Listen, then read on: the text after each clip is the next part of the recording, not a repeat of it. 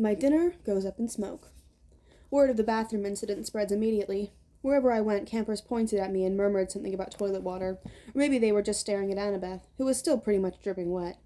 She showed me a few more places. The metal shop, where the kids were forging their own swords, the arts and craft rooms, where satyrs were sandblasting a giant marble statue of a goat man, and the climbing wall, which actually consisted of two facing walls that shook violently, dropped boulders, and sprayed lava, and clashed together if you didn't get to the top fast enough. Finally, we returned to the canoeing lake, where the trail led back to the cabins. "I've got training to do," Annabeth said flatly. "Dinner's at 7:30. Just follow your cabin to the mess hall."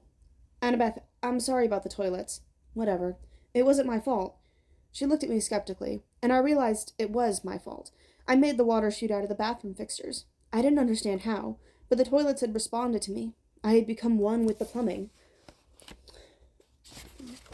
"You need to talk to the Oracle," Annabeth said. "Who?" "Not who. What? The Oracle. I'll ask Chiron." I stared into the lake, wishing somebody would give me a straight answer for once. I wasn't expecting anybody to be looking back at me from the bottom, so my heart skipped a beat when I noticed two teenage girls sitting cross-legged at the base of the pier, about 20 feet below. They wore blue jeans and shimmering green t-shirts, and their brown hair floated loose around their shoulders as minnows darted in and out. They smiled and waved, as if I were a long-lost friend. I didn't know what else to do. I waved back. "Don't encourage them," Annabeth warned. "Naiads are terrible flirts." "Naiads," I repeated, feeling completely overwhelmed. "That's it. I want to go home. Now." Annabeth frowned. "Don't you get it, Percy? You are home. This is the only safe place on Earth for kids like us." "You mean mentally disturbed kids?" "I mean not human. Not totally human, anyway. Half human." "Half human and half what?" "I think you know." I didn't want to admit it, but I was afraid I did. I felt a tingling in my limbs, a sensation I sometimes felt when my mom talked about my dad. "God," I said. "Half God." Annabeth nodded. "Your father isn't dead, Percy. He's one of the Olympians." "That's crazy." "Is it? What's the most common things gods did in the old stories? They ran around falling in love with humans and having kids with them.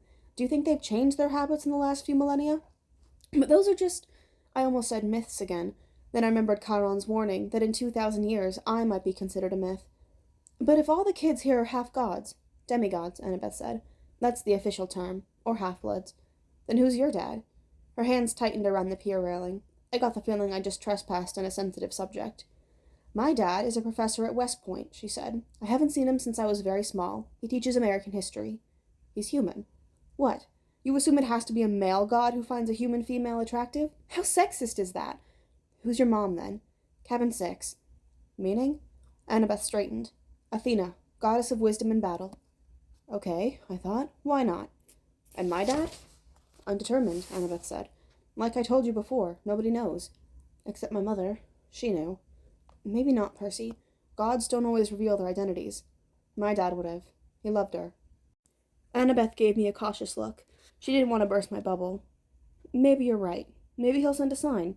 That's the only way to know for sure. Your father has to send you a sign claiming you as his son.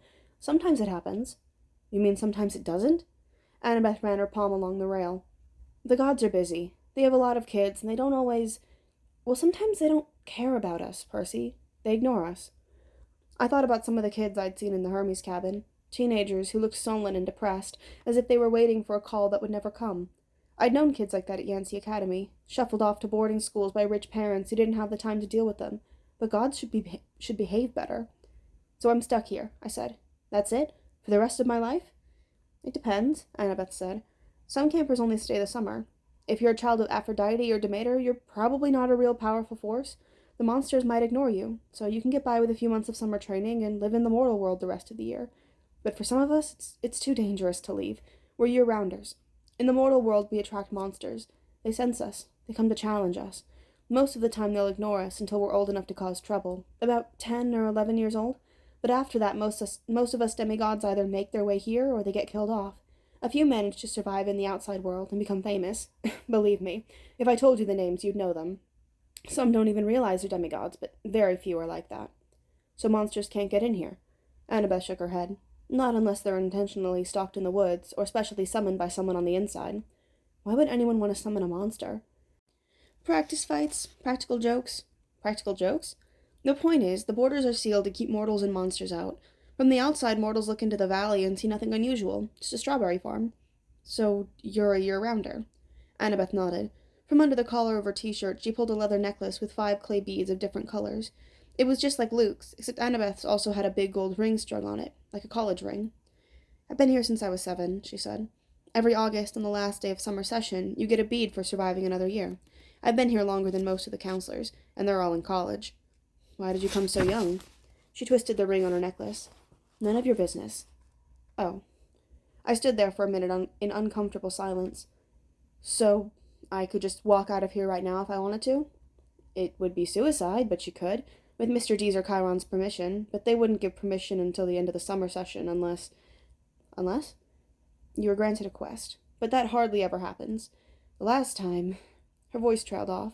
I could tell from her tone that last time hadn't gone well. Back in the sick room, I said, when you were feeding me that stuff. Ambrosia. Yeah. You asked me something about the summer solstice. Annabeth's shoulders tensed. So you do know something. Well, no. Back at my old school, I overheard Grover and Chiron talking about it. Grover mentioned the summer solstice. He said something like, we didn't have much time because of the deadline. What does that mean? She clenched her fists. I wish I knew. Chiron and the satyrs, they know, but they won't tell me. Something's wrong in Olympus. Something pretty major. Last time I was there, everyone seemed so normal. You've been to Olympus. Some of us year-rounders, Luke, Clarice, and a few others. We took the field trip during the winter solstice. That's when the gods have their big annual council. But how'd you get there? The Long Island Railroad, of course. You get off at Penn Station, Empire State Building, special elevator to the 600th floor. She looked at me like I was sure I must know this already. You are a New Yorker, right? Oh, sure. As far as I knew, there were only 102 floors in the Empire State Building, but I decided not to point that out. Right after we visited, Annabeth continued, the weather got weird, as if the gods had started fighting. A couple of times since I've overheard satyrs talking. The best I can figure out is that something important was stolen, and if it isn't returned by the summer solstice, there's going to be trouble. When you came, I was hoping... Athena can get along with just about anybody except for Ares, and of course she's got that rivalry with Poseidon, but, aside from that, I thought we could work together. I thought you might know something. I shook my head. I wished I could help her, but I felt too hungry and tired and mentally overloaded to ask any more questions. I've got to get a quest, Annabeth muttered to herself. I'm not too young. If they would just tell me the problem. I could smell barbecue smoke coming from somewhere nearby. Annabeth must have heard my stomach growl. She told me to go on. She'd catch me later. I left her on the pier, tracing her finger back across the rail as if drawing a battle plan. Back at Cabin 11, everyone was talking and horsing around, waiting for dinner. For the first time, I noticed that a lot of the campers had similar features. Sharp noses, upturned eyebrows, mischievous smiles. They were the kind of kids that teachers would peg as troublemakers. Thankfully, no one paid much attention to me as I walked over to my spot on the floor and plopped down with my minotaur horn. The counselor, Luke, came over. He had the Hermes family resemblance, too. It was marred by that scar on his right cheek, but his smile was intact. Found you a sleeping bag, he said. And here, I stole you some toiletries from the camp store. I couldn't tell if he was kidding about the stealing part. I said, thanks. No prob. Luke sat next to me, pushing his back against the wall. Tough first day? I don't belong here, I said. I don't even believe in gods. Yeah, he said. That's how we all started. Once you start believing in them, it doesn't get any easier. The bitterness in his voice surprised me, because Luke seemed like a pretty easygoing guy. He looked like he could handle just about anything. So your dad is Hermes? I asked. He pulled a switchblade out of his back pocket, and for a second I thought he was going to gut me, but he just scratched the mud off the sole of his sandal. Yeah, Hermes. The winged-footed messenger guy? That's him. Messengers, medicine, travelers, merchants, thieves, anyone who uses the roads. That's why you're here, enjoying Cabin 11's hospitality. Hermes isn't picky about who he sponsors. I figured Luke didn't mean to call me a nobody. He just had a lot on his mind. You ever meet your dad? I asked. Once. I waited, thinking that if he wanted to tell me, he'd tell me. Apparently, he didn't. I wondered if the story had anything to do with how he got his scar. Luke looked up and managed to smile. Don't worry about it, Percy. The campers here, they're mostly good people. After all, we're extended family, right? We take care of each other. He seemed to understand how lost I felt, and I was grateful for that, because an older guy like him, even if he was a counselor, should have steered clear of an uncool middle schooler like me. But Luke had welcomed me into the cabin. He even stolen me some toiletries, which was the nicest thing anyone had done for me all day. I decided to ask him my last big question, the one that had been bothering me all afternoon. Clarice from the Ares cabin was joking about me being Big 3 material, and then Annabeth Twice. She said it might be the one. She said I should talk to the oracle. What's all that about? Luke folded his knife. I hate prophecies. What do you mean? His face twitched around the scar. Let's just say I have messed things up for everyone else. The last 2 years, ever since my trip to the Garden of Hesperides went sour, Chiron hasn't allowed any more quests. Annabeth's been dying to get out in the world. She pestered Chiron so much he finally told her he already knew her fate. He had a prophecy from the oracle. He wouldn't tell her the whole thing, but he said Annabeth wasn't destined to go on a quest yet. She had to wait until someone special came to the camp. Somebody special? Don't worry about it, kid, Luke said. Annabeth wants to think every new camper who comes through here is the omen she's been waiting for. Now come on, it's dinner time. The moment he said it, a horn blew in the distance. Somehow I knew it was a conch shell, even though I'd never heard one before. Luke yelled, 11, fall in! The whole cabin, about 20 of us, filed into the commons yard. We lined up in order of seniority, so of course I was dead last. Campers came from the other cabins too, except for the 3 empty cabins at the end, and cabin 8, which had looked normal in the daytime, but was now starting to glow silver as the sun went down. We marched uphill to the mess hall pavilion. Satyrs joined us from the meadow. Naiads emerged from the canoeing lake. A few other girls came out of the woods, and when I say out of the woods, I meant straight out of the woods. I saw one girl about 9 or 10 years old melt from the side of a maple tree and come skipping up the hill. In all, there were maybe 100 campers, a few dozen satyrs, and a dozen assorted wood nymphs and naiads. At the pavilion, torches blazed around the marble columns. A central fire burned in a bronze brazier the size of a bathtub. Each cabin had its own table, covered in white cloth, trimmed in purple. 4 of the tables were empty, but cabin 11's was way overcrowded. I had to squeeze onto the edge of a bench with half my butt hanging off. I saw Grover sitting at table 12 with Mr. D, a few satyrs, and a couple of plump blonde boys who looked just like Mr. D. Chiron stood to one side, the picnic table being way too small for a centaur. Annabeth sat at table 6 with a bunch of serious-looking athletic kids, all with their gray eyes and honey blonde hair. Clarice sat behind me at the Aries table. She'd apparently gotten over being hosed down, because she was laughing and belching right alongside her friends. Finally, Chiron pounded his hooves against the marble floor of the pavilion, and everyone fell silent. He raised a glass. To the gods. Everyone else raised their glasses. To the gods. Wood nymphs came forward with platters of food. Grapes, apples, strawberries, cheese, fresh bread, and yes, barbecue. My glass was empty, but Luke said, Speak into it. Whatever you want. Non-alcoholic, of course. I said, Cherry Coke. The glass filled with sparkling caramel liquid. Then I had an idea. Blue cherry Coke. The soda turned a violent shade of cobalt. I took a cautious sip. Perfect. I drank a toast to my mother. She's not gone, I told myself. Not permanently, anyway. She's in the underworld.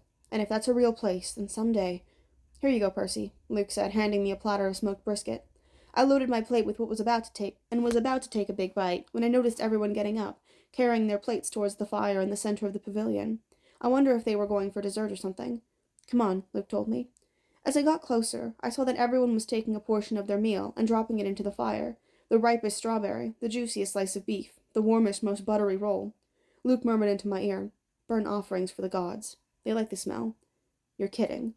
His look warned me not to take this lightly, but I couldn't help wondering why an immortal, all-powerful being would like the smell of burning food. Luke approached the fire, bowed his head, and tossed in a cluster of fat red grapes. Hermes.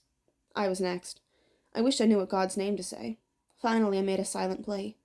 Whoever you are, tell me, please. I scraped a big slice of brisket into the flames. When I caught a whiff of the smoke, I didn't gag. It smelled nothing like burnt food. It smelled of hot chocolate, and fresh-baked brownies, hamburgers on the grill, and wildflowers, and 100 other good things that shouldn't have gone well together, but did. I could almost believe the gods could live off that smoke. When everything had returned to their seats, and finished eating their meals, Chiron pounded his hooves again for our attention. Mr. D got up with a huge sigh. Yes, I suppose I'd better say hello to all you brats. Well, hello. Our activities director Chiron says the next capture the flag is Friday. Cabin 5 presently holds the laurels. A bunch of ugly cheering rose from the Aries table. Personally, Mr. D continued, I couldn't care less, but congratulations. Also, I should tell you we have a new camper today. Peter Johnson. Chiron murmured something. Percy Jackson, Mr. D corrected. That's right, hurrah and all that. Now run along to your silly campfire. Go on. Everyone cheered. We all headed down towards the amphitheater, where the Apollo's cabin let us sing along. We sang camp songs about the gods, and ate s'mores, and joked around, and the funny thing was, I didn't feel that anyone was staring at me anymore. I felt that I was home. Later in the evening, when the sparks from the campfire were curling into a starry sky, the conch horn blew again, and we all filed back to our cabins. I didn't realize how exhausted I was until I collapsed on my borrowed sleeping bag. My fingers curled around the Minotaur's horn. I thought about my mom, but I had good thoughts. Her smile, the bedtime stories she would read me when I was a kid, the way she would tell me not to let the bedbugs bite. When I closed my eyes, I fell asleep instantly. That was my first day at Camp Half-Blood. I wish I'd known how briefly I'd get to enjoy my new home.